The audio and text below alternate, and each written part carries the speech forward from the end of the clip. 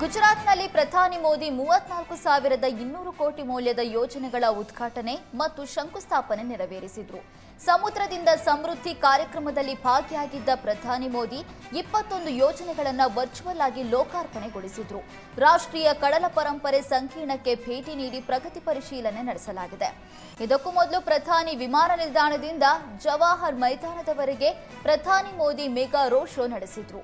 ಇದೇ ವೇಳೆ ಕಾಂಗ್ರೆಸ್ ವಿರುದ್ಧ ಕಿಡಿಕಾರಿದ್ರು. ಕಾಂಗ್ರೆಸ್ ಅವಧಿಯಲ್ಲಿ ಲೈಸೆನ್ಸ್ ರಾಜ್ ಇತ್ತು, ಬೇರೆ ಬೇರೆ ತೆರಿಗೆಗಳು ಇದ್ವು, ಸಾವಿರಾರು ಕೋಟಿಗಳ ಹಗರಣಗಳು ನಡೆದ್ವು. ಕಾಂಗ್ರೆಸ್ ಯಾವಾಗಲೂ ಆಮದಿಗೆ ಹೆಚ್ಚು ಪ್ರಾಮುಖ್ಯತೆ ನೀಡಿತ್ತೇ ಹೊರತು ರಫ್ತಿಗಲ್ಲ ಅಂತ ಕಾಂಗ್ರೆಸ್ ವಿರುದ್ಧ ವಾಗ್ದಾಳಿ ನಡೆಸಿದ್ರು.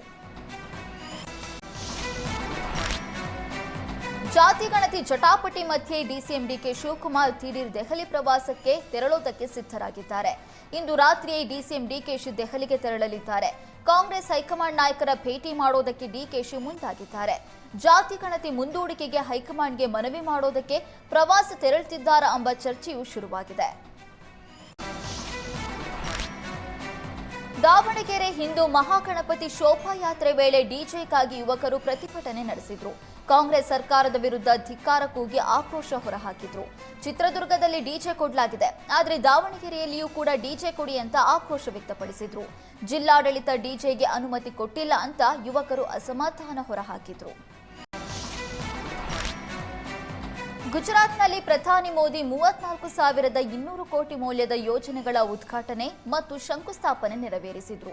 ಸಮುದ್ರದಿಂದ ಸಮೃದ್ಧಿ ಕಾರ್ಯಕ್ರಮದಲ್ಲಿ ಭಾಗಿಯಾಗಿದ್ದ ಪ್ರಧಾನಿ ಮೋದಿ 21 ಯೋಜನೆಗಳನ್ನು ವರ್ಚುವಲ್ ಆಗಿ ಲೋಕಾರ್ಪಣೆಗೊಳಿಸಿದರು.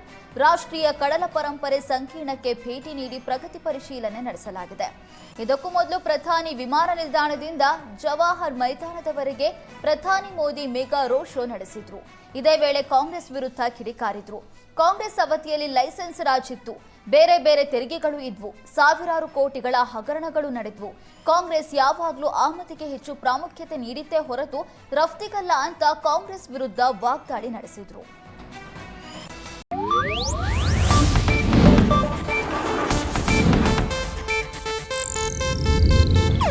ಇದು ಏಷ್ಯಾನೆಟ್ ನ್ಯೂಸ್ ನೆಟ್ವರ್ಕ್ ಪ್ರಸ್ತುತಿ.